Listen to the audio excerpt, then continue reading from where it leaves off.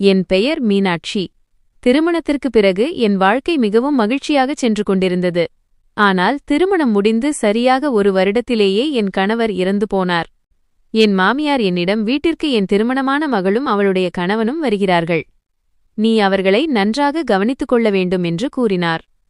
நான் என் நாத்தனாரையும் அவருடைய கணவரையும் எல்லா வகையிலும் கவனித்துச் சேவை செய்து வந்தேன். என் நாத்தனார் கணவர் மைத்துனர் மிகவும் சுதந்திரமான எண்ணம் கொண்டவராக இருந்தார். அவர் என் கற்பை கெடுத்துவிட்டு என் மாமியாரிடம், நான் அண்ணியிடம் தவறாக எதுவும் செய்யவில்லை, இவள் என் மீது வீண் பழி சுமத்துகிறாள் என்று கூறிவிட்டார். என் மாமியார் என் வார்த்தைகளை நம்பவில்லை. ஆனால் என் நாத்தனார் கணவர்தான் பொய் சொல்லிக் கொண்டிருந்தார். என் மாமியார் என்னை வீட்டை விட்டு கழுத்தை பிடித்து தள்ளி வெளியேற்றிவிட்டார். நான் என் கணவரின் பழைய கிராமத்திற்கு திரும்ப வந்தேன். நான் அங்கே அழுது கொண்டே இறைவனிடம் நீதி கேட்டு பிரார்த்தனை செய்து கொண்டிருந்தேன். ஒரு இரவில் நான் தண்ணீர் குடிப்பதற்காக எழுந்தபோது திடீரென்று தண்ணீர் பானை என் கையிலிருந்து நழுவி தரையில் விழுந்து உடைந்தது. உடைந்த அந்த பானையின் மீது என் பார்வை விழுந்தவுடனே என் காலடியில் இருந்த பூமி நழுவுவது போல் உணர்ந்தேன். ஏனென்றால் அங்கே தண்ணீருக்கு பதிலாக என் வாழ்க்கையில் எனக்கு என்று சொல்லிக்கொள்ள யாரும் இல்லை என்பது உரைத்தது. நான் அனாதையாகவும் ஆதரவற்றவளாகவும் இருந்தேன். என் தாய்மாமன்தான் என்னை வளர்த்து பெரியவளாக்கினார். நான் வளர்ந்து பெரியவளானதும் ஏதேனும் ஒரு வயதானவருக்கோ அல்லது பணத்திற்கு பதிலாக என்னை அழைத்துச் செல்லக்கூடிய தேவையுள்ள நபருக்கோ என்னை மனம் முடித்துக் கொடுக்க வேண்டும் என்ற நோக்கத்தோடுதான் அவர் என்னை வளர்த்தார். என் வாழ்க்கையிலும் அப்படி ஒரு சூழல்தான் நடந்தது. எனக்கு என்னை விட வயதில் மூத்த ஒருவருடன் திருமணம் நடந்தது. அவர் என்னை விட 10 வயது பெரியவர். அவருடைய முதல் மனைவியுடன் அவருக்கு விவாகரத்து ஆகியிருந்தது. இப்போது என் மாமியாருக்கு வீட்டு வேலைகளை செய்வதற்கு ஒரு வேலைக்காரி தேவைப்பட்டாள். என் மாமன் எப்படியோ எனக்கு திருமணம் செய்து வைத்தார். நான் திருமணம் முடிந்து என் புகுந்த வீட்டிற்கு வந்தபோது அங்கிருந்த சூழல் முற்றிலும் மாறுபட்டதாக இருந்தது. என் மாமியார் திருமணத்தின் முதல் இரவிலேயே என்னிடம், நான் உன்னை பணம் கொடுத்து விலைக்கு வாங்கி வந்திருக்கிறேன், இங்கே அதிகமாக பந்தா காட்டவோ அடம்பிடிக்கவோ முயலக்கூடாது என்று கராராக கூறினார். நான் பயந்து நடுங்கிக் கொண்டு அமர்ந்திருந்தேன். எனக்கு அப்போது வெறும் 20 வயதுதான். எனக்கு உலக அனுபவங்கள் எதுவும் தெரியாது. என் கணவர் சந்தீப் அறைக்குள் வந்து என் பயந்த முகத்தை பார்த்தபோது, நீ ஏன் பயப்படுகிறாய்? நான் ஒன்றும் மிருகமில்லையே, எழுந்து சாப்பிடு என்றார். நீயும் காலையிலிருந்து எதுவும் சாப்பிட்டிருக்க மாட்டாய் என்று அன்பாக கூறினார். என் மாமியாரின் பேச்சால் நான் மிகவும் மனமுடைந்து போயிருந்தேன். என் வீங்கிய கண்களை பார்த்த அவர் பெருமூச்சு விட்டு தண்ணீர் கிளாஸை எடுத்து என்னிடம் நீட்டினார். அவர் என்னிடம், என் அம்மா மிகவும் கடினமான குணம் கொண்டவர் என்பது எனக்கு தெரியும். ஆனால் நீ கவலைப்படாதே, நான் உன்னை எல்லா வகையிலும் மகிழ்ச்சியாக வைத்திருப்பேன். உனக்கு இங்கு எந்த குறையும் வராமல் பார்த்துக்கொள்வேன் என்றார். அம்மாவின் கடுமையான குணத்தால்தான் என் முதல் மனைவியும் என்னை விட்டு பிரிந்து சென்றாள். ஆனால் நீ மிகவும் சிறிய பெண், உனக்கு என் மனைவியாக வாழும் அனைத்து உரிமைகளையும் தருவேன். உன்னை இந்த வீட்டின் வேலைக்காரியாக மாறவிடமாட்டேன் என்றார். சந்தீப் அவர்களின் இந்த வார்த்தைகள் எனக்கு ஒரு மருந்தாக அமைந்தன. பல வருடங்களுக்குப் பிறகு ஒருவர் என்னை மனிதநேயத்தோடு நடத்தியிருந்தார். அந்த இரவில்தான் நான் முதல் முறையாக நிம்மதி பெருமூச்சு விட்டேன். என் வாழ்க்கை மாறப்போகிறது என்று நினைத்தேன். ஆனால் வாழ்க்கை அவ்வளவு எளிதாக இருக்கவில்லை. என் மாமியாரின் நடத்தை நாளுக்கு நாள் என்னிடம் மோசமாகிக் கொண்டே சென்றது. அவர் என்னை அதிகாலையிலேயே எழுப்பி, போய் வெறுமைகளுக்கு தீவனம் போடு என்று சொல்வார். என் நாளின் தொடக்கம் இந்த வேளையில்தான் ஆரம்பித்தது. எருமைகளுக்கு தீவனம் போடுவது, சாணம் அள்ளுவது, பின்னர் வீட்டின் அனைத்து வேலைகளையும் கவனிப்பது என் கடமையானது. என் மாமியாரோ நாள் முழுவதும் கட்டிலில் படுத்துக்கொண்டு ஹுக்கா குடித்துக்கொண்டும் எனக்கு கட்டளையிட்டுக் கொண்டும் இருப்பார். மீனாட்சி, வந்து என் காலை அமுக்கிவிடு. மீனாட்சி, ரொட்டி சரியாக வேகவில்லை. மீனாட்சி, காய்கறியில் காரம் அதிகமாக இருக்கிறது என்று குத்தி காட்டிக்கொண்டே இருப்பார். சிறிய தவறுகளுக்கு கூட அவர் என் தலைமுடியை பிடித்து வீட்டை விட்டு வெளியே இழுத்து தள்ளுவார். சந்தீப் இரவில் வேலையிலிருந்து வீட்டிற்கு வரும்போது அவர் என் கணவரை எனக்கு எதிராக தூண்டிவிட முழுமையாக முயற்சிப்பார். பார் மகனே, இந்த நாசமாய் போனவள் நாள் முழுவதும் எதுவும் செய்வதில்லை, வெறும் படுக்கையிலேயே கிடக்கிறாள் என்பார். இன்று காய்கறியை கூட கருக வைத்துவிட்டாள். நான் சொல்கிறேன் கேள், இவளை இப்போதே அடக்கிவை, இல்லையென்றால் இவளும் உன் முதல் மனைவியைப் போல உன்னை விட்டு ஓடிவிடுவாள், உன் தலைமேல் ஏறி உட்கார்ந்து கொள்வாள் என்று கூறுவார். சந்தீப் தன் தாயின் பேச்சைக் கேட்டு ஏமாறவில்லை. ஏனென்றால் அவருக்கு உண்மை என்னவென்று புரிந்திருந்தது. அவர் அமைதியாக உணவருந்திவிட்டு பின்னர் என்னை சைகை செய்து தன் அருகில் அழைப்பார். அவர், என்னிடம் சொல், இன்று அம்மா உன்னை மீண்டும் அடித்தாரா என்று கேட்பார். நான் அமைதியாக இருந்துவிட்டு என் சட்டையின் கைகளை மேலே தூக்கி என் உடலில் இருந்த நீல நிறத் தழும்புகளை அவரிடம் காட்டுவேன். அவர் வருத்தத்துடன் என் கைகளை பிடித்துக்கொண்டு, மீனாட்சி, உன்னை இவர்களிடமிருந்து காப்பாற்ற நான் என்ன செய்ய வேண்டும்? அவர் என் தாய், நான் அவரிடம் சண்டையிட முடியாது, அவர் மீது கை தூக்க முடியாது என்பார். ஆனால் நான் உனக்கு சத்தியம் செய்கிறேன், நான் உன்னை ஒருபோதும் தனியாக விடமாட்டேன். நான் எப்போதும் உன்னுடன் இருக்கிறேன், நீ என் பொறுப்பு என்பார். காலம் கடந்தது. எங்கள் திருமணம் முடிந்து 1 வருடம் நிறைவடைந்தது. ஆனால் இதுவரை எங்களுக்கு குழந்தை பாக்கியம் கிடைக்கவில்லை. இந்த விஷயம் என் மாமியாருக்கு ஒரு புதிய ஆயுதமாக மாறியது. இப்போது அவர் என்னை மலடி என்றும் மூதேவி என்றும் அழைக்கத் தொடங்கினார். ஒரு நாள் மதியம் நான் துணி துவைத்துக் கொண்டிருந்தபோது என் மாமியார் என்னிடம் வந்து என் ஈரமான கைகளில் மரத்தடியால் பலமாக அடித்தார். நான் வலியால் அலறினேன். அவர், ஏன் கத்துகிறாய்? நீ இந்த வீட்டிற்கு வந்து 1 வருடம் ஆகிவிட்டது என்றார். எங்களுக்கு ஒரு வாரிசை கூட உன்னால் தர முடியவில்லை. மலடிச் சிறுக்கியே, உன் மாமன் சொன்னது சரிதான், நீ எதற்கும் லாயக்கற்றவள். நீ ஒரு அபாக்கியசாலி, என் மகனின் வம்சத்தை அழிக்க வந்திருக்கிறாய் என்று திட்டினார். ஆனால் நான் அப்படி நடக்க விடமாட்டேன். நான் உன்னைச் சும்மா விடமாட்டேன் என்றார். நான் அழுது கொண்டே, அம்மா, இதில் என் தப்பு என்ன இருக்கிறது? என் மீது என்ன குறை இருக்கிறது? இது எல்லாம் இறைவனின் கையில் அல்லவா இருக்கிறது என்றேன். அவர் சத்தமிட்டு, என்னிடமே எதிர்த்து பேசுகிறாயா? உன்னால் முடியாது என்றால் என் வீட்டை விட்டு வெளியே போ. நான் என் மகனுக்கு 2வது திருமணம் செய்து வைப்பேன், ஒரு ஆரோக்கியமான பெண்ணை கூட்டி வருவேன் என்றார். அவள் எனக்கு பேரப்பிள்ளையை தருவாள். நீ வெறும் சாப்பாட்டிற்குத்தான் லாயக்கு என்றார். அன்றைய மாலை சந்தீப் வீட்டிற்கு வந்தபோது வீட்டின் சூழல் மிகவும் பதற்றமாக இருந்தது. என் மாமியார் சந்தீப்பின் முன்னால் ஒரு நிபந்தனையை வைத்தார். அவர், 1, இந்த ஆவகாசம் பிடித்தவள் இந்த வீட்டில் இருக்க வேண்டும், இல்லையென்றால் நான் இருக்க வேண்டும். எனக்கு பேரன் வேண்டும் சந்தீப். இவளால் குழந்தை தர முடியாது என்றால் இவளை வீட்டை விட்டுத் துரத்து என்றார். சந்தீப் தன் தலையை பிடித்துக் கொண்டார். அவர் மிகவும் சோர்வாக காணப்பட்டார். அவர் என்னை நோக்கி பார்த்தார். நான் வாசற்படியில் நின்று கண்ணீர் வடித்துக் கொண்டிருந்தேன். அவர் எழுந்து தன் தாயின் முன்னால் போய் நின்றார். அவர், அம்மா, டாக்டர் என்ன சொன்னார் என்று உங்களுக்கு தெரியும் தானே? குறை என்னிடம்தான் இருக்கிறது, மீனாட்சியிடம் இல்லை என்று டாக்டர் கூறினார். இந்த பாவி பெண் வீணாக பழி சுமக்கிறாள் என்றார். நான் 2வது திருமணம் செய்து கொண்டாலும் எனக்கு குழந்தை பிறக்காது என்றார். என் மாமியார் இதைக் கேட்டு ஆத்திரமடைந்து, உன்னை நீயே குற்றவாளி என்று சொல்லிக் கொள்ளாதே, இந்த டாக்டர்கள் எல்லாம் பொய் சொல்கிறார்கள் என்றார். நேற்று வந்த இந்த சிறுக்கி உனக்கு என்ன சூனியம் வைத்தாளோ? நீ உன் தாயையே பொய்யாக்குகிறாய் என்றார். சந்தீப், இல்லை அம்மா, நான் உண்மையைத்தான் சொல்கிறேன். மீனாட்சியின் மீது எந்த தப்பும் இல்லை என்றார். நான் இவளை வீட்டை விட்டு துரத்த மாட்டேன். இவள் என் மனைவி, என் இறுதி மூச்சு வரை என் மனைவியாகவே இருப்பாள். நீங்கள் இவளோடுதான் வாழ வேண்டும் என்றார். சந்தீப்பின் குரலில் இருந்த தீர்க்கமான முடிவு என் மாமியாரை முதன்முறையாக அமைதியாக்கியது. அவர் கோபத்துடன் காலை உதைத்துக் கொண்டு தன் அறைக்குள் சென்றார். சந்தீப் என்னிடம் வந்து என் கண்ணீரை துடைத்து, நீ அழாதே, நான் உயிரோடு இருக்கும் வரை யாரும் உன்னை இந்த வீட்டை விட்டுத் துரத்த முடியாது என்றார். இந்த வீடு எனக்கு எவ்வளவு சொந்தமோ அவ்வளவு உனக்கும் சொந்தம் என்றார். எனக்கு சந்தீப் அவர்களின் வார்த்தைகளில் முழு நம்பிக்கை இருந்தது. அவர் உண்மையில் எனக்கு ஒரு கேடயமாக நின்றார். அவர் இருந்ததால் என் மாமியாரின் கொடுமைகள் குறையவில்லை என்றாலும் எனக்கு அதை தாங்கும் சக்தி கிடைத்தது. இந்த சுவர் என்னுடன் இருக்கும் வரை எந்த புயலும் என்னை ஒன்றும் செய்ய முடியாது என்று நான் நினைத்தேன். ஆனால் வாழ்க்கை என்னோடு என்ன விளையாட்டு விளையாடப் போகிறது என்பது எனக்கு தெரிந்திருக்கவில்லை. என் துரதிர்ஷ்டம் இன்னும் முடிவுக்கு வரவில்லை. மாறாக இது வெறும் ஆரம்பம்தான், ட்ரெய்லர்தான். உண்மையான பேரழிவு இன்னும் வழியிலேயே காத்து கொண்டிருந்தது. அடுத்த சில மாதங்கள் இதே குழப்பத்திலேயே நகர்ந்தன. மாமியார் என்னை அடிப்பதை இன்னும் நிறுத்தவில்லை. ஆனால் சந்தீப் இருக்கும்போது அவர் சற்று எச்சரிக்கையாக இருந்தார். சந்தீப் வேலைக்குச் சென்றவுடனே தன் உண்மையான முகத்தை காட்டுவார். அவர் வருவதற்குள் அப்பாவியைப் போல் மாறிவிடுவார். ஒரு நாள் சந்தீப் வேலைக்குச் செல்ல தயாராகிக் கொண்டிருந்தார். அவர் காலை உணவு சாப்பிட்டுவிட்டு என்னிடம் தன் சாப்பாட்டு பையை வாங்கிக் கொண்டார். அன்று அவருடைய முகத்தில் ஒரு விசித்திரமான சோகம் இருந்தது. அவர் வாசல் வரை சென்றுவிட்டு மீண்டும் என்னிடம் திரும்பி வந்தார். மீனாட்சி, உன்னை நன்றாக பார்த்துக்கொள். இன்று என் மனம் ஒரு மாதிரியாக பதற்றமாக இருக்கிறது, எனக்கு ஏதேனும் ஆகிவிட்டால் என்றார். நான் உடனடியாக அவருடைய வாயை என் கையால் மூடி, இப்படிப்பட்ட பேச்சுகளை பேசாதீர்கள். இறைவன் உங்களுக்கு நீண்ட ஆயுளைத் தரட்டும். உங்களைத் தவிர எனக்கு இந்த உலகத்தில் யார் இருக்கிறார்கள் என்றேன்.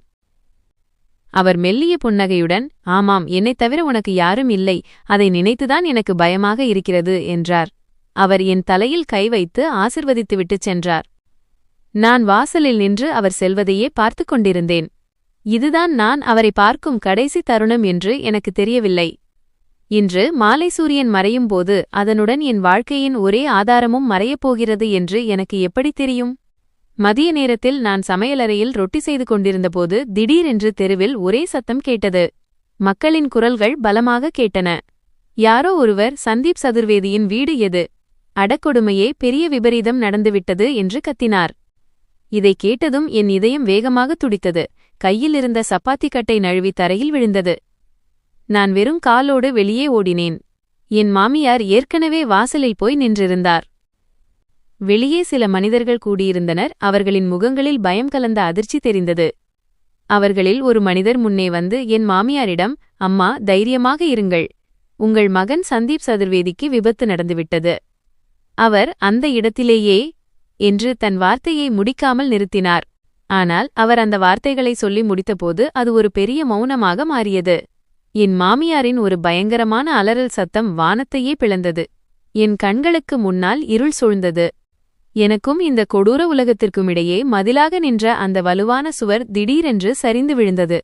நான் தரையில் விழுந்தேன். ஆனால் எனக்கு பாதி நினைவு இருந்தது. எனக்கு எல்லாம் கேட்டுக்கொண்டிருந்தது. என் மாமியார் அழுது கொண்டே என்னை நோக்கி வந்து என் சட்டையை பிடித்து உலுக்கினார். என் மகனை விழுங்கிவிட்டாயே, மூதேவி விழுங்கிவிட்டாள். என் மகன் காலையில் நன்றாகத்தானே வீட்டை விட்டுப் போனான் என்று கத்தினார். என் சிங்கம் போன்ற மகனை இவளுடைய அமங்கல குணம் பழி வாங்கிவிட்டது. போ, என் வீட்டை விட்டு இப்போதே வெளியே போ என்று கத்தினார். தெருவில் இருந்த பெண்கள் என் மாமியாரை பிடித்து என்னை அவரிடமிருந்து காப்பாற்றினர். நான் ஒரு கல்லை போல அமர்ந்திருந்தேன். என் கண்கள் வறண்டு போயிருந்தன. கண்ணீர் கூட வரவில்லை. சந்தீப்பின் வார்த்தைகள் என் காதுகளில் ஒலித்துக் கொண்டே இருந்தன. நான் உயிரோடு இருக்கும் வரை உன்னோடு இருப்பேன். ஆனால் இப்போது அவர் உயிரோடு இல்லை. இனி என் கதி என்ன ஆகும் என்ற கேள்வி என் முன்னால் ஒரு பயங்கரமான சுவரைப் போல நின்றது. சந்தீப் மறைந்தவுடன் என் வாழ்க்கையின் மகிழ்ச்சியும் மறைந்துவிட்டது. வீட்டில் துக்கம் அனுசரிக்கப்பட்டது. ஆனால் என் மாமியார் அழுதுகொண்டே என்னை சபித்துக் கொண்டிருந்தார். அவன் என் ஒரே மகன், இப்போது என்ன ஆகும்? என்னை விட்டுவிட்டு போய்விட்டானே என்று புலம்பினார். சந்தீப் தன் தாய்க்கு ஒரே மகனாவார். அவருக்கு ஒரு தங்கையும் இருந்தாள். அவளுக்கு டேராடூனில் திருமணமாகியிருந்தது. அண்ணனின் திடீர் மரணச் செய்தியை கேட்டு அவள் வீட்டிற்கு வந்தாள். அவளுடைய கணவன் வரவில்லை. அவளும் தன் தாயோடு சேர்ந்து என்னை வசைபாடினாள். என் அண்ணன் போய்விட்டான், இனி என் அம்மாவின் கதி என்ன ஆகும் என்று அழுது தீர்த்தாள். அவ்விரு தாயும் மகளும் எழுப்பிய அழுகுரல் அந்த தெருவில் இருந்தவர்களின் இதயத்தையே உலுக்கியது. அவர்கள் மார்பில் அடித்துக்கொண்டு என்னை நோக்கி சைகை செய்து மக்களிடம், இந்த கள்ளியை பாருங்கள், என் சிரித்து மகிழ்ந்த குடும்பத்தை இந்த மூதேவி அழித்துவிட்டாள் என்றனர். என் அண்ணனின் தலைமேல் ஏறி அமர்ந்திருந்தாள், அதனால்தான் அவன் எங்களை விட்டு பிரிந்து சென்றான் என்றனர். பெண்கள் என் மாமியாருக்கும் நாத்தனாருக்கும் ஆறுதல் கூறி தண்ணீர் கொடுத்தனர். ஆனால் என் மாமியாரின் கண்களில் கண்ணீரை விட என் மீது வெறுப்புதான் அதிகமாக இருந்தது. எனக்கு ஆறுதல் கூற அங்கு யாரும் இல்லை. நான் வெள்ளைச்சேலை உடுத்தி ஒரு பக்கமாக அமர்ந்திருந்தேன். என் கண்களிலிருந்து கண்ணீர் வழிந்தது. ஆனால் தொண்டையிலிருந்து சத்தம் வரவில்லை. என்னை எல்லா துன்பங்களிலிருந்தும் காப்பாற்றிய அந்த மனிதர் இப்போது என்னை விட்டு பிரிந்துவிட்டார் என்பதை என்னால் இன்னும் நம்ப முடியவில்லை. என் கணவர் இறந்த 2ஆம் நாளில் சந்தீப்புடன் வேலை செய்த சிலர் எங்கள் வீட்டிற்கு வந்தனர். அவருடைய பழைய சகாக்கள் துக்கம் விசாரிக்கவும் சில அலுவலக நடைமுறைகளுக்காகவும் வந்திருந்தனர். அவர்களில் ஒருவர் ஒரு கோப்பை ஃபைல் எடுத்து, அம்மா, சந்தீப் மிகவும் நேர்மையான உழைப்பாளி மனிதர். அவருடைய இந்த திடீர் மரணம் எங்களுக்கு பெரும் அதிர்ச்சியை தந்துள்ளது என்றார். இது சந்தீப்பின் காப்பீடு, இன்சூரன்ஸ் மற்றும் ஓய்வூதியம், பென்ஷன் தொடர்பான ஆவணங்கள். சட்டப்படி இதற்கு அவருடைய மனைவிக்கு, அதாவது அன்னிக்குத்தான் முழு உரிமை உள்ளது என்றார். இதை கேட்டதும் என் மாமியாரின் காதுகள் கூர்மையாயின. இதுவரை அழுதுகொண்டே கிடந்தவர் சட்டென்று நிமிர்ந்து அமர்ந்து, என்ன ஓய்வூதியம், என்ன உரிமை? இந்த பெண் ஒரு படிப்பறிவில்லாதவள். இவளுக்கு ஆவணங்களைப் பற்றி என்ன தெரியும்? சந்தீப் என் மகன், இந்த வீட்டின் பெரியவள் நான்தான் என்றார்.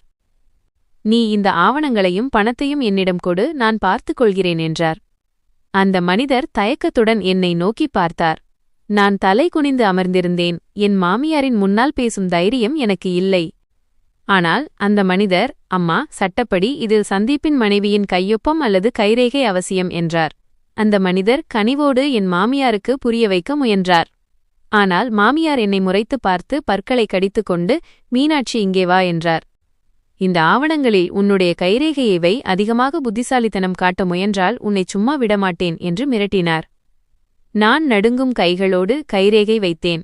அந்த மனிதர் வருத்தத்துடன் என்னை பார்த்துவிட்டு ஒரு கவரை என் மாமியாரின் கையில் கொடுத்துவிட்டு சென்றார். அவர்கள் சென்றவுடனே என் மாமியார் அந்த கவரையும் ஆவணங்களையும் தன் வசம் எடுத்துக்கொண்டார். அவர், இது என் மகனின் இரத்த வியர்வை உழைப்பு, இதை உன்னிடம் கொடுத்தால் நீ உன் மாமன் வீட்டிற்கு அனுப்பிவிடுவாய். இனிமேல் ஓய்வூதிய பணம் எது வந்தாலும் அதை நான்தான் வாங்குவேன் என்றார். உனக்கு இருவேளை உணவு மட்டும்தான் கிடைக்கும், அதுவும் நீ ஒழுங்காக நடந்து கொண்டால் மட்டுமே என்றார். நான் அமைதியாக இருந்தேன். என் கணவரின் மரணம் என்னை ஊமையாக்கியிருந்தது. இப்போது நான் இழப்பதற்கு எதுவும் இல்லை. சந்தீப்பின் ஓய்வூதியம் மஞ்சூர செய்யப்பட்டு ஒவ்வொரு மாதமும் ஒரு குறிப்பிட்ட தொகை வரத் தொடங்கியது. ஆனால் எனக்கு அதிலிருந்து ₹1 கூட கிடைக்கவில்லை. நாட்கள் கடந்து சென்றன. என் மாமியாரின் கொடுமை இன்னும் மோசமானது. இப்போது வீட்டு வேலைகள் அனைத்தையும் செய்தபோதிலும் எனக்கு வயிறார உணவு கூட கிடைப்பதில்லை. ஒரு இரவு நான் பசியால் வாடி சமையலறைக்குச் சென்று மீதமிருந்த ரொட்டியை தேடிக் கொண்டிருந்தேன். திடீரென்று என் மாமியார் அங்கு வந்து கத்தத் தொடங்கினார். திருடிச் சிரிக்கியே, இப்போது நீ திருடத் தொடங்கிவிட்டாயா? நான் உன்னிடம் சொன்னேன் அல்லவா, என் அனுமதியின்றி உணவைத் தொடக்கூடாது என்றார். நான், அம்மா, நேற்று இரவிலிருந்து நான் பசியோடு இருக்கிறேன். வேலை செய்து என் கால்கள் வலிக்கின்றன. கொஞ்சம் உணவு கொடுங்கள், இறைவன் உங்களுக்கு நல்லது செய்வான் என்று கெஞ்சினேன். மாமியார் என் கையிலிருந்த ரொட்டித் துண்டை பறித்து குப்பைத் தொட்டியில் எறிந்தார். இதை நாய்களுக்கு போடுவேனே தவிர உனக்கு தரமாட்டேன். உனக்கு இலவசமாக சாப்பிட்டு பழகிவிட்டது. நாள் முழுவதும் மூதேவி முகத்தோடு அலைகிறாய் என்றார். இதற்கிடையில் என் நாத்தனாரும் கொட்டாவி விட்டுக்கொண்டே அங்கே வந்து தன் தாயிடம், அம்மா, இரவில் என்ன இந்த சத்தம் என்று கேட்டாள். என் மாமியார், இந்த திருடி நள்ளிரவில் சமையலறையில் உணவு திருடிக் கொண்டிருக்கிறாள் என்றார். அவள், அம்மா, பாருங்கள், அவள் எவ்வளவு பலவீனமாக இருக்கிறாள் என்று. உணவு கேட்கிறாள் என்றால் கொஞ்சம் கொடுத்து விடுங்களேன் என்றாள். என் மாமியார், நீ அமைதியாகப் போய் தூங்கு என்றார். அவள், சரி, நான் போகிறேன் என்று கூறிவிட்டுச் சென்றாள். என் மாமியார் என்னை ஏசி என் கண்ணில் படாமல் ஓடிப்போ என்றார். அன்று இரவு நான் பசி வயிற்றோடுதான் தூங்க வேண்டியிருந்தது. சந்தீப்பின் நினைவுகள் என்னை வாட்டின. அவர் இருந்திருந்தால் என்னை ஒருபோதும் பசியோடு தூங்கவிட்டிருக்க மாட்டார். நான் இறைவனிடம், ஒன்று எனக்கு தாங்கும் சக்தியை கொடு, இல்லையென்றால் என்னை உன்னிடமே அழைத்துக்கொள் என்று முறையிட்டேன். இன்னும் சில மாதங்கள் கடந்தன. ஒரு நாள் வீட்டில் ஒரு புதிய பரபரப்பு நிலவியது. என் மாமியார் அன்று மிகவும் மகிழ்ச்சியாக காணப்பட்டார். அவர் வீடு முழுவதையும் சுத்தம் செய்ய முடிவு செய்திருந்தார். என்னை அழைத்து, வீட்டை நன்றாக சுத்தம் செய்து வை, இன்று என் மருமகன், நாத்தனார் கணவர் வருகிறார் என்றார். என் நாத்தனாரும் மிகவும் மகிழ்ச்சியாக இருந்தாள். ஏனென்றால் அவளுடைய கணவன் நீண்ட நாட்களுக்குப் பிறகு தன் புகுந்த வீட்டிற்கு வருகிறார். அவள் தன் கணவனுடன் சில நாட்கள் இங்கு தங்கிவிட்ட பிறகு தன் வீட்டிற்குச் செல்லவிருந்தாள். என் மாமியார் என்னிடம், மருமகன் சில நாட்கள் இங்கேயே தங்குவார். அவர் முன்னால் அதிகமாக வர முயற்சி செய்யாதே. உன்னுடைய துரதிர்ஷ்ட நிழல்பட்டு அவர்களுடைய வாழ்க்கையிலும் எந்த பிரச்சனையும் வரக்கூடாது என்று நான் நினைக்கிறேன் என்றார். என் நாத்தனார் என்னிடம் வந்து, ஆமாம், ஒரு விஷயத்தை நினைவில் வைத்துக்கொள், இந்த வெள்ளைச் சேலையை மட்டுமே உடுத்தியிருக்க வேண்டும் என்று கூறினாள். இதையும் மீறி நீ ஏதேனும் மேக்கப் போட்டாலோ அல்லது நகைகள் அணிந்தாலோ உனக்கு அவ்வளவுதான் ஜாக்கிரதை. என் மகனிடமிருந்து தூர இரு என்று என் மாமியார் கூற, சரி அத்தை, நான் பார்த்துக்கொள்கிறேன் என்று நான் அவ்விருவரிடமும் கூறினேன். திருமணத்தின் போதுதான் என் கணவரை ஒரே ஒரு முறை சுருக்கமாக பார்த்திருந்தேன். என் மாமியார் மீண்டும் தன் விரலை நீட்டி என்னை எச்சரித்தார். ஞாபகம் வைத்துக்கொள், அவர் முன்னால் மட்டும் வந்துவிடாதே, மீறினால் உனக்கு அவ்வளவுதான். அப்புறம் மருமகன் அவர்களுக்கு உபசரிப்பதில் எந்த குறையும் இருக்கக்கூடாது. வீட்டின் ஒவ்வொரு மூலை முடுக்கையும் சுத்தம் செய்து சீக்கிரமாக நல்ல சாப்பாடு தயார் செய். வீடும் கண்ணாடி போல பளபளக்க வேண்டும். எங்காவது கொஞ்சம் கூட தூசி தென்பட்டால் உனக்கு அவ்வளவுதான் என்றார். நான் பகல் இரவு பாராமல் உழைத்து முழு வீட்டையும் சுத்தம் செய்தேன். கார்பெட்களை கழுவினேன், திரைகளை மாற்றினேன், மரச்சாமான்களை துடைத்து பளபளப்பாக்கினேன். என் நாத்தனார் கணவர் மைத்துனர் ஆஷிஷ் வருவதற்கு ஒரு நாள் முன்னதாக என் மாமியார் என்னை அழைத்தார். அவர் முகத்தில் ஒரு விசித்திரமான கடுமை இருந்தது. அவர், மீனாட்சி, நாளைக்கு மருமகன் வந்துவிடுவார். நீ என் மருமகன் மற்றும் மகளின் மகிழ்ச்சியை கெடுத்து விடுவாய் என்று நான் நினைக்கிறேன். தன் கணவனுக்கே நல்லவளாக இல்லாதவள் தன் நாத்தனாருக்கு எப்படி நல்லவளாக இருப்பாள் என்றார். அவருடைய பேச்சைக் கேட்டு என் இதயம் திடுக்கென்றது. அவர் என்ன சொல்ல வருகிறார் என்றே எனக்கு புரியவில்லை. நான், அத்தை எனக்கு புரியவில்லை என்றேன். என் மாமியார் வெறுப்புடன் முகத்தை திருப்பிக் கொண்டு, விஷயம் தெளிவானதுதான். உன்னுடைய இந்த அழகான முகத்தால் என் மருமகனின் கவனம் சிதறி என் மகளின் வாழ்க்கை பாழாவதை நான் விரும்பவில்லை. என் மகளுக்கு எப்படியும் உன்னை பிடிக்காது. நேற்று முதல் அவள் மிகவும் கவலையாக இருக்கிறாள். மீனாட்சி இந்த வீட்டில் இருக்கிறாள். அவள் கண்டிப்பாக என் கணவர் முன்னால் வருவாள் என்று அடிக்கடி கூறிக்கொண்டிருக்கிறாள் என்றார். நான், அத்தை, நான் எங்கே போவேன்? இது என் வீடு, என் கணவரின் வீடு. சந்தீப்ஜிதான் என்னை இந்த வீட்டிலேயே இருக்கச் சொன்னார் என்றேன். என் மாமியார் வெறுப்புடன் சிரித்துக்கொண்டு, சந்தீப் இறந்துவிட்டான். அவனுடைய பேச்சுகளும் அவனோடே இறந்துவிட்டன. இந்த வீடு என் கணவருடையது. இதன் மேல் எனக்கும் என் மகள் மருமகனுக்கும் தான் உரிமை உண்டு. நீ இன்றே இங்கிருந்து கிளம்ப வேண்டும் என்றார். நான் அவர் காலில் விழுந்து அழத் தொடங்கினேன். கெஞ்சி கூத்தாடினேன். அத்தை, இப்படி ஒரு கொடுமையை செய்யாதீர்கள். என் மாமி என்னை ஏற்றுக்கொள்ள மாட்டார். இந்த உலகத்தில் எனக்கு என்று எந்த புகலிடமும் இல்லை. நான் உங்கள் வீட்டு வேலைக்காரியாகவே இருந்துவிடுகிறேன். நான் மைத்துனர் முன்னால் வரமாட்டேன். என்னை வீட்டின் ஏதாவது ஒரு மூலையில் கிடக்க விடுங்கள் என்றேன். என் மாமியார் இரக்கமே இல்லாமல் என்னை உதைத்து தள்ளி, பின்னே போ, நாடகத்தை நிறுத்து. வேலைக்காரியாக இருப்பாயா? நான் வேலைக்காரி வைத்தால் அவளுக்கு சம்பளம் கொடுக்க வேண்டும்.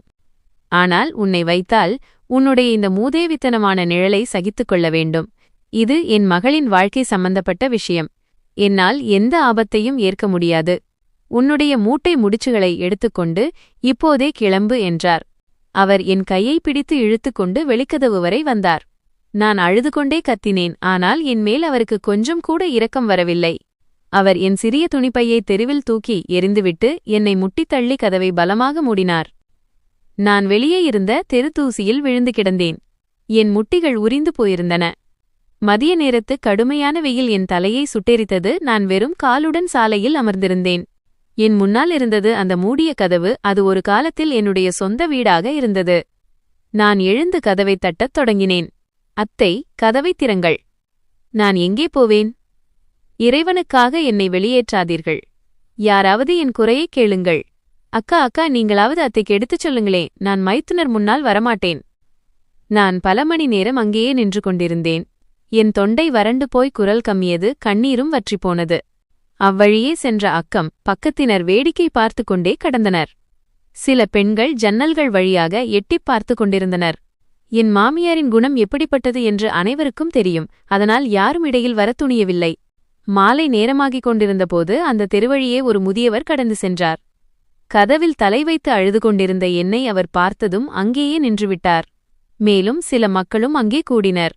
அவர் மரியாதையுடன் என்னிடம், மகளே, என்ன விஷயம்? நீ ஏன் வெளியே அமர்ந்திருக்கிறாய் என்று கேட்டார். நான் விம்மியபடியே அவரிடம் அனைத்து உண்மைகளையும் கூறினேன். அங்கே கூடியிருந்த மக்களிடையே பேச்சுகள் தொடங்கின. அவர்கள், இது மிகப்பெரிய கொடுமை. கணவனை இழந்த ஒரு இளம்பெண்ணை இப்படி எப்படி வீட்டிலிருந்து துரத்த முடியும்? இவள் மாமியாருக்கு இறைவனின் பயமே இல்லையா என்றனர். அந்த பெரியவர் முன்னால் சென்று கதவை தட்டினார். நீண்ட நேரத்திற்குப் பிறகு கதவு திறந்தது. என் மாமியார் கோபத்துடன் வெளியே வந்து, என்ன வேடிக்கை காட்டிக் கொண்டிருக்கிறீர்கள் எல்லாரும்? என் வீட்டு விஷயத்தில் நீங்கள் யாரும் தலையிடத் தேவையில்லை என்றார். அந்த பெரியவர் தீவிரமான குரலில், இது வீட்டு விஷயமல்ல, இது அநீதி. இந்த பெண் உன்னுடைய மறைந்த மகனின் மனைவி. இந்த வீட்டிலும் அவளுக்கு உரிமை உண்டு. நீ எப்படி இவளை இப்படி சாலையில் கைவிட முடியும்? நீ இவளை சேர்த்துக் கொள்ளவில்லை என்றால் நாங்கள் காவல்துறையை, போலீஸ் அழைக்க வேண்டியிருக்கும் என்றார். போலீஸ் என்ற பெயரை கேட்டதும் என் மாமியாரின் முகம் வெளுத்துப் போனது.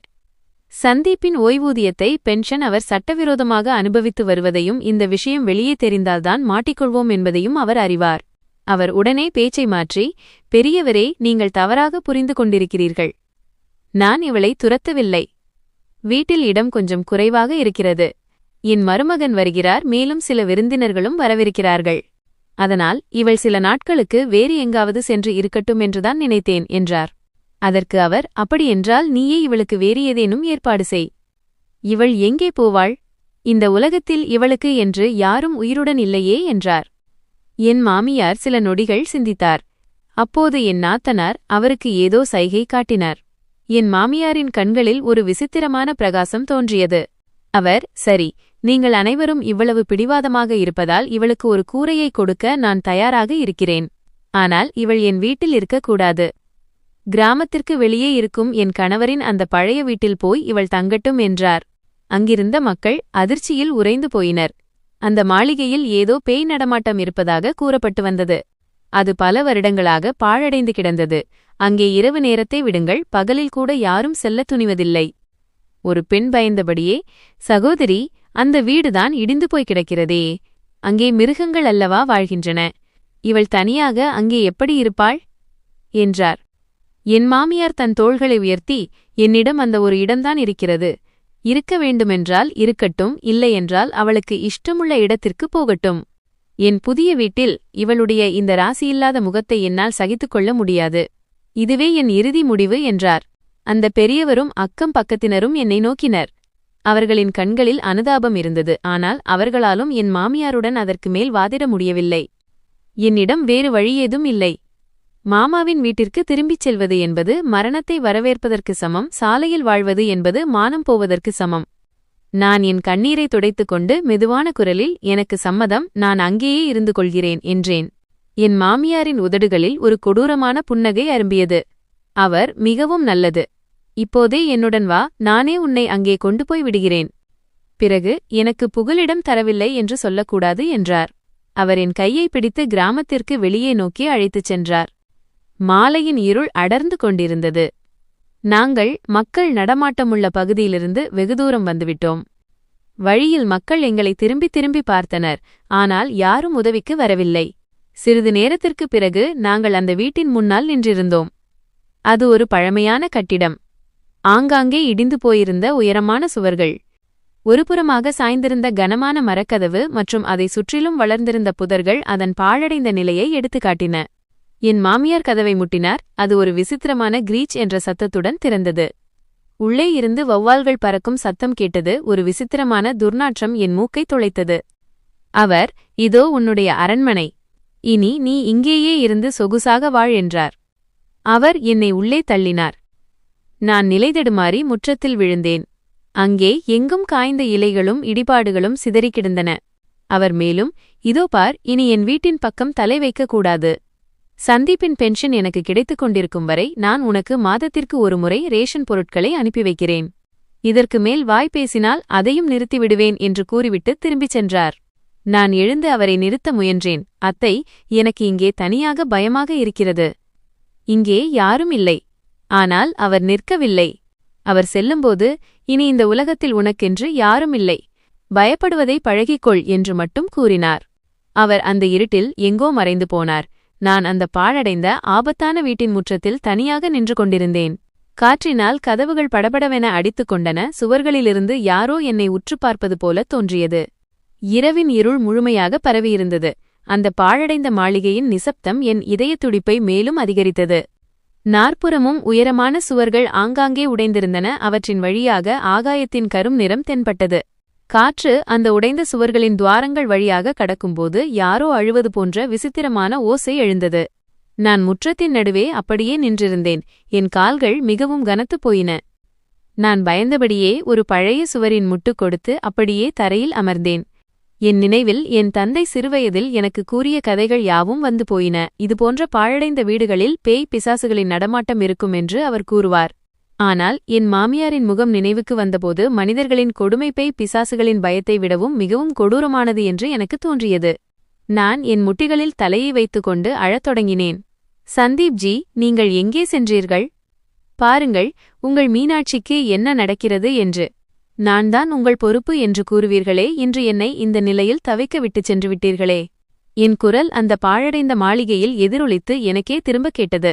அதைக் கேட்க யாரும் இருக்கவில்லை. இரவு முழுவதும் பயத்திலும் விழிப்பிலும் எப்படியோ கழிந்தது. எப்போதாவது ஏதேனும் மிருகம் குரைக்கும் சத்தம் கேட்டால் என் இதயம் தொண்டைக்கு வந்துவிடும். நான் இரவு முழுவதும் இறைவனை பிரார்த்தித்துக் கொண்டே இருந்தேன். காலை சூரியன் உதித்தபோது அதன் ஒளி என் பயத்தை சற்றே குறைத்தது. ஆனால் ஒரு புதிய சோதனையை என் முன்னால் கொண்டு வந்து நிறுத்தியது. பசியால் என் வயிறு கிள்ளியது.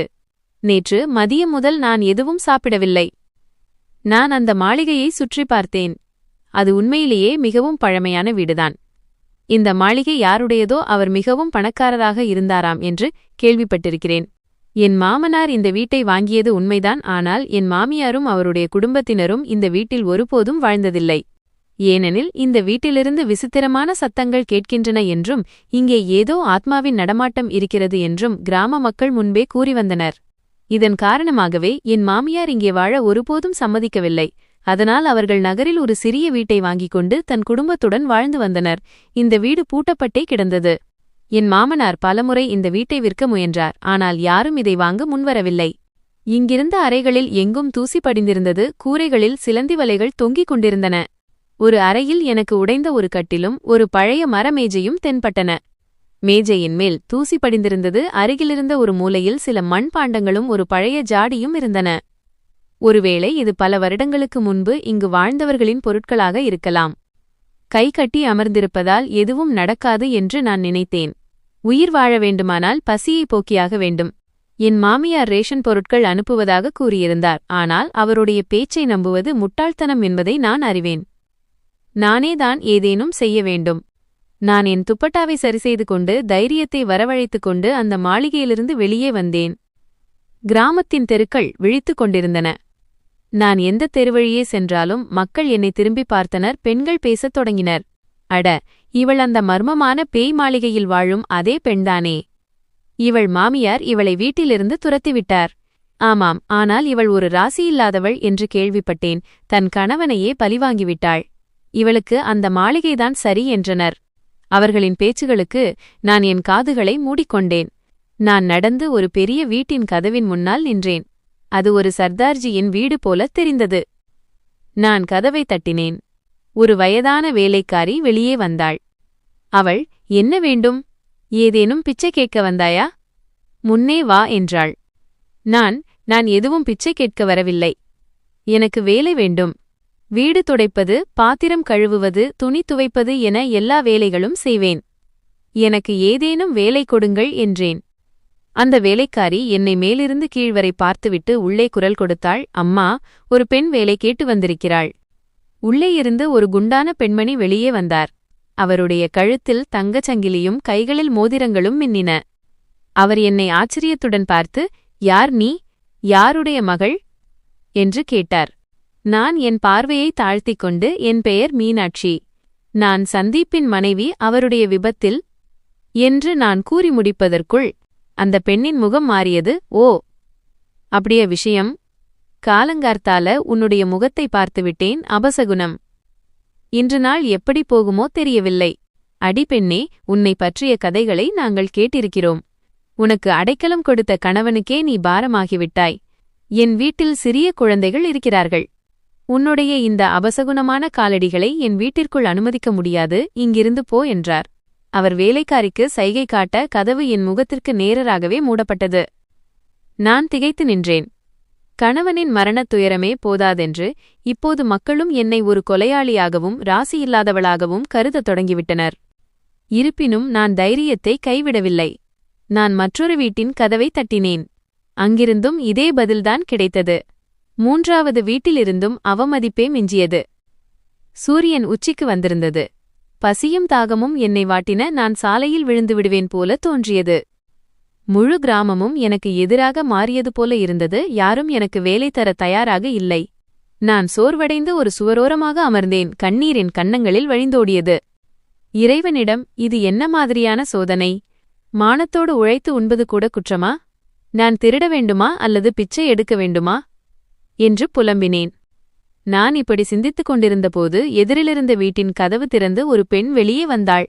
அவள் முகத்தில் ஒரு கடுமை இருந்தது. ஆனால் மற்றவர்களிடம் இருந்த அந்த வெறுப்பு அவளுடைய கண்களில் இல்லை. அவள் என்னை உற்று நோக்கி என் அருகில் வந்து, நீ வேலை தேடிக் கொண்டிருக்கிறாயல்லவா? பல வீடுகளிலிருந்து நீ வெறும் கையோடு திரும்புவதை நான் பார்த்தேன் என்றாள். நான் உடனடியாக என் கண்ணீரை துடைத்துக் கொண்டு எழுந்து நின்று, ஆமாம் அக்கா, எனக்கு வேலை மிகவும் தேவைப்படுகிறது. நான் மிகவும் கடினமாக உழைப்பேன். நீங்கள் என்ன சொல்கிறீர்களோ அதை நான் செய்வேன் என்றேன். அந்த பெண் தன் பெயரை ஷில்பா என்று கூறினாள். அவள் கிராமத்து தையல்காரர், டெய்லர் மற்றும் தனியாக வாழ்ந்து வந்தாள். அவள், இதோ பார் பெண்ணே, நான் ஒன்றும் பணக்கார பெண் அல்ல. என் வீடும் சிறியதுதான். எனக்கு வீட்டை சுத்தம் செய்யவும் துணி துவைக்கவும் ஒரு உதவி தேவைப்படுகிறது. ஏனெனில் இப்போது என் இடுப்பில் வலி இருக்கிறது. ஆனால் என்னால் உனக்கு அதிக பணம் கொடுக்க முடியாது என்றாள். நான், அக்கா, எனக்கு பணம் தேவையில்லை. எனக்கு பசியை போக்கினால் போதும். எனக்கு இருவேளை உணவு கொடுத்தால் போதும், மேலும் நீங்கள் கொடுக்கும் சிறு தொகையை நான் பெற்றுக்கொள்கிறேன் என்று என் ஏழ்மையை கூறினேன். ஷில்பா அக்கா சற்று சிந்தித்துவிட்டு தன் தலையை அசைத்தாள். சரி, ஆனால் வேலையில் எந்தவொரு அலட்சியமும் இருக்கக்கூடாது. காலை சூரியன் உதிக்கும்போதே வந்துவிட வேண்டும். மாலை வரை வேலை செய்ய வேண்டும். ஒரு நாள் லீவு எடுத்தாலும் நான் உன்னை வேலையை விட்டு நிரந்தரமாக நீக்கிவிடுவேன் என்றாள். மூழ்கிக் கொண்டிருந்த எனக்கு அது ஒரு துரும்பாக கிடைத்தது போல இருந்தது. நான் உடனடியாக சம்மதித்து, நான் நாளை காலையிலேயே வந்துவிடுகிறேன். இறைவன் உங்களுக்கு நல்லது செய்வார் என்றேன். நான் மீண்டும் அந்த பாழடைந்த மாளிகையை நோக்கி திரும்பினேன். இன்னும் என் வயிறு காலியாகத்தான் இருந்தது. ஆனால் எனக்குள் ஒரு புதிய நம்பிக்கை கீற்று பிறந்திருந்தது. வழியில் ஒரு பொதுக்குழாய் தென்பட்டது. நான் அங்கே தண்ணீர் குடித்து என் வயிற்றுப் பசியை தணித்துக்கொண்டு அந்த பெரிய பங்களாவிற்குள் ஹவேலி வந்தேன். மறுநாளிலிருந்து என் புதிய வாழ்க்கையின் தொடக்கம் ஆரம்பித்தது. நான் அதிகாலையிலேயே எழுந்து காலை 6 மணிக்குள் ஷில்பா அண்ணியின் வீட்டிற்குச் சென்று விடுவேன்.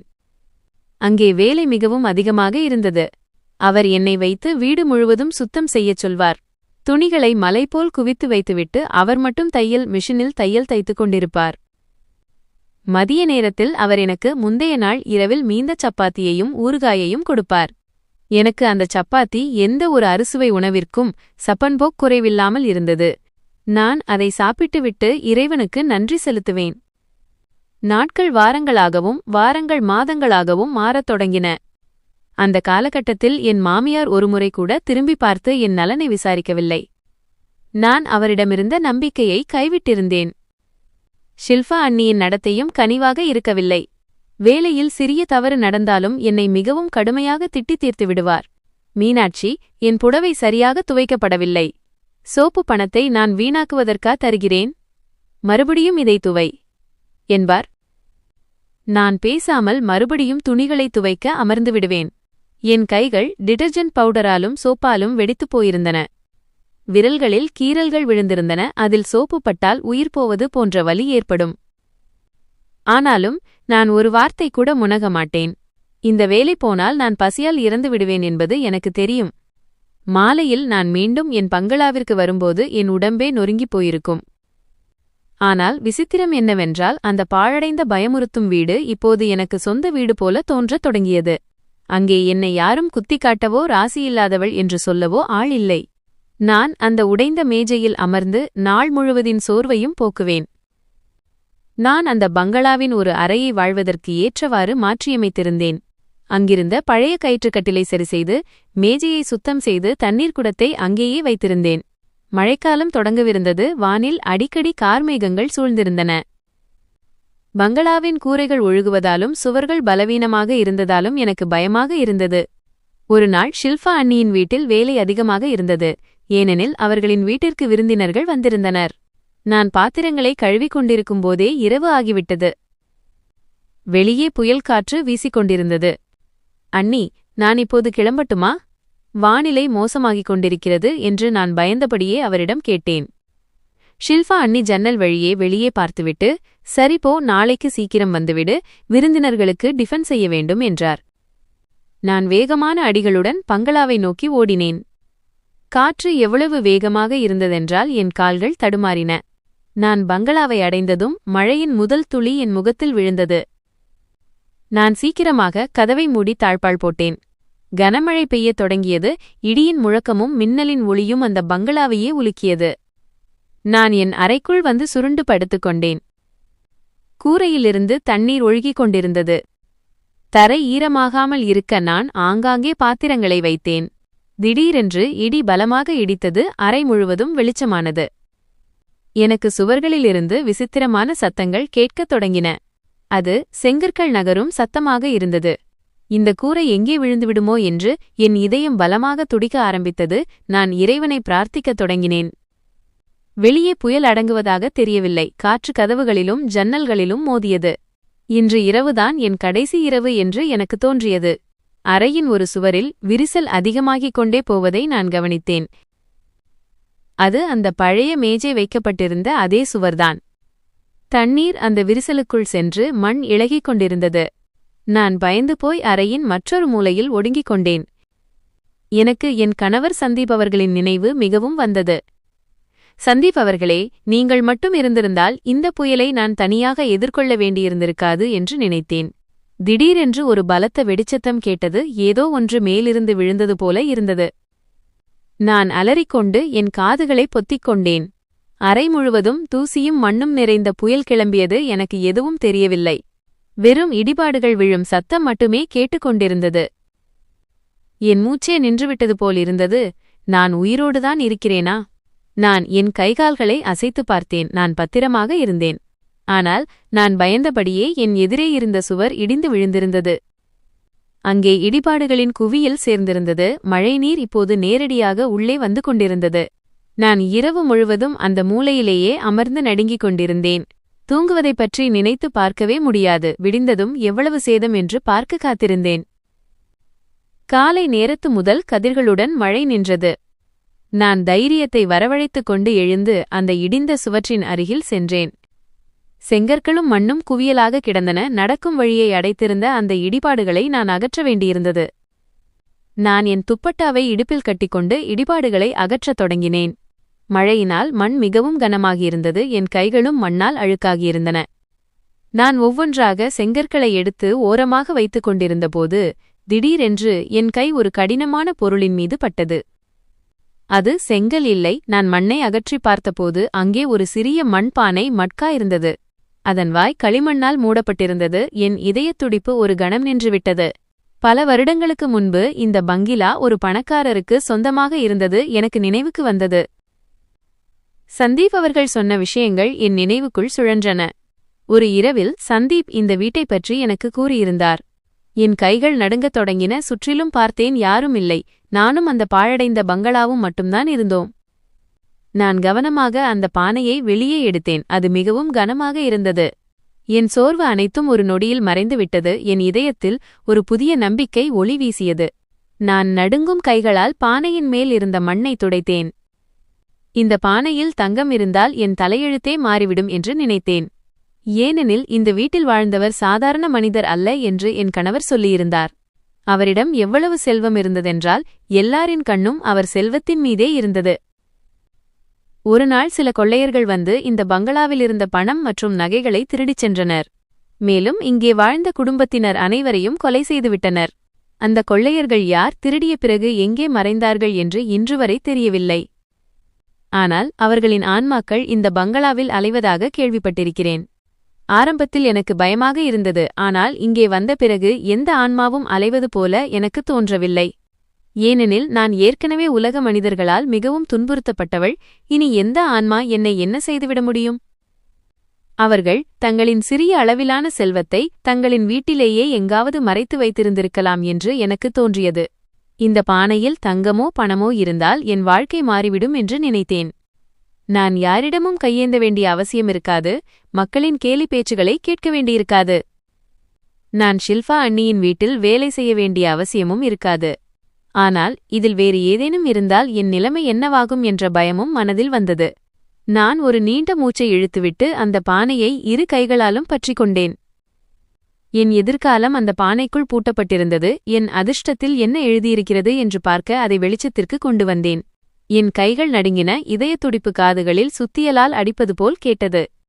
மண்ணால் மூடியிருந்த அந்த பானை என் முன்னால் இருந்தது. நான் அதன் களிமண் மூடியை திறக்க முயன்றேன். பழங்காலத்தில் மக்களிடம் அதிக செல்வம் இருக்கும்போது கொள்ளையர்களுக்கு பயந்து தங்களின் செல்வத்தை நிலத்திலும் சுவர்களிலும் மறைத்து வைப்பார்கள் என்று என் தந்தை கூறிய கதை நினைவுக்கு வந்தது. அதனால் என் துரதிர்ஷ்டமான நாட்கள் முடிவுக்கு வரப்போகின்றன என்றும் இதற்குள் தங்க நாணயங்கள் இருக்கும் என்றும் நான் முழுமையாக நம்பினேன். வழியாக பானையின் வாய் திறந்துவிட்டது. நான் என் கண்களை மூடி பிரார்த்தனை செய்துவிட்டு மெதுவாக கையை உள்ளே நுழைத்தேன். என் விரல்களில் எந்த உலோகத்திற்கும் பதிலாக காய்ந்த சொரசொரப்பான ஏதோ ஒன்றுதான் பட்டது. நான் சட்டென்று கையை வெளியே எடுத்து பானையை தலைகீழாக கவிழ்த்து பார்த்தபோது என் கண்கள் அகல விரிந்தன. அதனுள் தங்க நாணயங்கள் இல்லை, மாறாக பழைய காய்ந்த வைக்கோல் பூசா மட்டுமே கொட்டியது. இது என்னுடன் விளையாடப்பட்ட என்ன ஒரு கேலி என்று என் வாயிலிருந்து வார்த்தைகள் உடனே வெளிவந்தன. என் நம்பிக்கைகள் அனைத்தும் தகர்ந்து போயின. நான் அந்த மண்குவியலின் மீதே அமர்ந்துவிட்டேன்.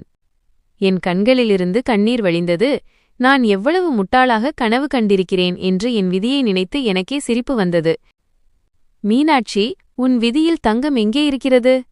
உன் விதியில் மண்ணும் தூசியும் தான் இருக்கிறது. என் விதி நன்றாக இருந்திருந்தால் நான் ஏன் அனாதையாகப் போகிறேன்? என் அதிர்ஷ்டம் நன்றாக இருந்திருந்தால் என் மாமா மாமி என்னை மாமியாரிடம் விற்றிருப்பார்களா? மாமியார் என்னை வீட்டை விட்டு துரத்தியிருப்பாரா? நான் ஏமாற்றமடைந்த நிலையில் அந்த பானையை தலைகீழாக கவிழ்த்து அருகிலிருந்த பழைய மரமேஜையின் மீது பலமாக வைத்தேன். எனக்கு கதறி அழவேண்டும் போல இருந்தது. ஆனால் இப்போது கண்ணீரும் வற்றிப்போயிருந்தது. நான் காலையிலிருந்து வேலை செய்ததால் சோர்வினால் என் நிலைமை மோசமாகியிருந்தது. தொண்டையில் தாகம் முள்ளாய் குத்தியது. மேஜையின் மேல் நான் பயன்படுத்திக் கொண்டிருந்த அதே பழைய குடம் இருந்தது. நான் தண்ணீர் குடிப்பதற்காக முன்னேறினேன். என் கவனம் எங்கோ இருந்தது. கண்களில் ஏமாற்றத்தின் இருள் சூழ்ந்திருந்தது. நான் குடத்தை எடுப்பதற்காக கையை நீட்டியபோது என் முழங்கை அந்த மண்பானையின் மீது பட்டுவிட்டது. ஒரு பலத்த சத்தம் கேட்டது. பானை மேஜையிலிருந்து கீழே விழுந்து உடைந்தது. ஓஹோ, இப்போது இந்த அழுக்கையும் நானேதான் சுத்தம் செய்ய வேண்டும் என்று முணுமுணுத்தவாறே நான் கீழே குனிந்தேன். ஆனால் என் பார்வை தரையில் பட்டதும் என் மூச்சே நின்றுவிட்டது போலானது. என் கண்கள் ஆச்சரியத்தால் விரிந்தன. பானையின் மேல் பகுதியில் நிரப்பப்பட்டிருந்த அந்த வைக்கோல் சிதறியிருந்தது. அதற்கு அடியில் டஜன் கணக்கான தங்க நாணயங்கள் பிரகாசித்துக் கொண்டிருந்தன. எனக்கு ஏதேனும் பிரம்மை ஏற்படுகிறதா என்று என் கண்களை சிமிட்டிப் பார்த்தேன். நான் நடுங்கும் கையால் ஒரு நாணயத்தை எடுத்தேன். அது மிகவும் கனமாகவும் அதில் பழங்காலத்து முத்திரையும் பதிக்கப்பட்டிருந்தது. இது நிச்சயமாக தங்கம்தான். இறைவனின் கருணை அது. நான் இறைவனுக்கு நன்றி கூறினேன். பழங்காலத்து பணக்காரர்கள் திருடர்களிடமிருந்து காப்பாற்ற மேலே வைக்கோலை நிரப்பிவிட்டு அடியில் தங்கத்தை மறைத்து வைப்பார்கள் என்பது எனக்கு அப்போதுதான் புரிந்தது. என் ஏமாற்றம் ஒரு நொடியில் மறைந்தது. நான் அந்த நாணயங்களை வேக வேகமாக சேகரித்தேன். என் மடி இப்போது தங்க நாணயங்களால் நிறைந்திருந்தது. நான் ஒரு பழைய துணியை எடுத்து அந்த நாணயங்களை நன்றாக மூட்டையாக கட்டிக்கொண்டேன். இந்த ரகசியத்தை இப்போதைக்கு ரகசியமாகவே வைத்திருக்க வேண்டும் என்பது எனக்கு தெரியும். அதை என் நெஞ்சோடு அணைத்துக்கொண்டு நகரத்தை நோக்கிச் சென்றேன். நகரத்திற்குச் சென்று நகைக்கடைக்காரரிடம் அந்த நாணயங்களை காட்டியபோது அவனுடைய கண்களும் பிரகாசித்தன. அவன் அந்த நாணயங்களுக்கு மிகப்பெரிய தொகையை எனக்கு கொடுத்தான். நான் பணப்பைகளுடன் அந்த பாழடைந்த பங்களாவிற்கு திரும்பியபோது நான் காற்றில் பறப்பது போல உணர்ந்தேன். மறுநாளிலிருந்தே நான் வேலையைத் தொடங்கினேன். முதலில் நான் ஆட்களை வரவழைத்து அந்த பாழடைந்த பங்களாவை பழுதுபார்க்கும் வேலையைத் தொடங்கினேன். சுவர்கள் மீண்டும் கட்டப்பட்டன. கூரைகள் பலப்படுத்தப்பட்டன. பெயிண்ட் அடித்ததும் வீட்டின் தோற்றமே மாறிவிட்டது. கிராமத்து மக்கள் ஆச்சரியத்திலும் குழப்பத்திலும் ஆழ்ந்தனர். நேற்றுவரை என்னை ஒரு பிச்சைக்காரி போல நடத்தியவர்கள் இப்போது இந்த பங்களாவை பார்த்து, மீனாட்சிக்கு இவ்வளவு பணம் எங்கே இருந்து வந்தது? ஏதேனும் புதையல் கிடைத்திருக்குமோ என்று பேசிக்கொண்டனர். மக்களிடையே பேச்சுகள் எழுந்தன. ஆனால் நான் யாரைப் பற்றியும் கவலைப்படவில்லை. வீட்டை பழுது பார்த்த பிறகு நான் நகரத்திலிருந்து துணிகளை வரவழைத்து என் வீட்டின் பின்பகுதியில் ஒரு சிறிய துணிக்கடையைத் தொடங்கினேன். என் துணி வியாபாரம் மிக வேகமாக வளரத் தொடங்கியது. இறைவன் எனக்கு மிகப்பெரிய வெற்றியைக் கொடுத்தார். இப்போது என் முறை வந்தது. என்னிடமிருந்து பறிக்கப்பட்ட அனைத்தையும் நான் திரும்பப் பெற வேண்டியிருந்தது. செல்வம் வந்துவிட்டது. ஆனால் என் மாமியார் எனக்கு கொடுத்த அந்த துரோகத்தின் முள் இன்னும் என் இதயத்தில் குத்திக் கொண்டிருந்தது. சந்தீப் அவர்களின் அடையாளமான அவரின் பென்ஷன் பணம் அது. நான் நகரத்திலிருந்து ஒரு வழக்கறிஞரை நியமித்து நீதிமன்றம் மூலம் என் மாமியாருக்கு நோட்டீஸ் அனுப்பினேன். போலீசாரும் நீதிமன்ற அதிகாரிகளும் என் மாமியாரின் வீட்டிற்குச் சென்று பென்ஷன் ஆவணங்களை கைப்பற்றிய போது அந்த தெருவே பரபரப்பானது. என் மருமகள் என் மீது பொய் வழக்கு தொடர்கிறாள். இது என் மகனின் பணம் என்று என் மாமியார் சத்தமிட்டார். ஆனால் சட்டத்தின் முன் அவர்களின் பேச்சு செல்லவில்லை. ஆவணங்களில் என் கையெழுத்து இருந்தது. நானே சட்டப்பூர்வமான வாரிசு. ஆவணங்களையும் இதுவரை பெற்ற தொகையின் கணக்கையும் நீதிமன்றம் கேட்டபோது என் மாமியார் அதிர்ந்து போனார். அவர் அந்த ஆவணங்கள் அனைத்தையும் என்னிடம் ஒப்படைக்க வேண்டியிருந்தது. அவை வெறும் ஆவணங்கள் மட்டுமல்ல, என் மரியாதை. நான் சொல்வதுதான் உண்மை என்றும் எனக்கு அநீதி இழைக்கப்பட்டது என்றும் இப்போது அக்கம் பக்கத்தினருக்கு உறுதியானது.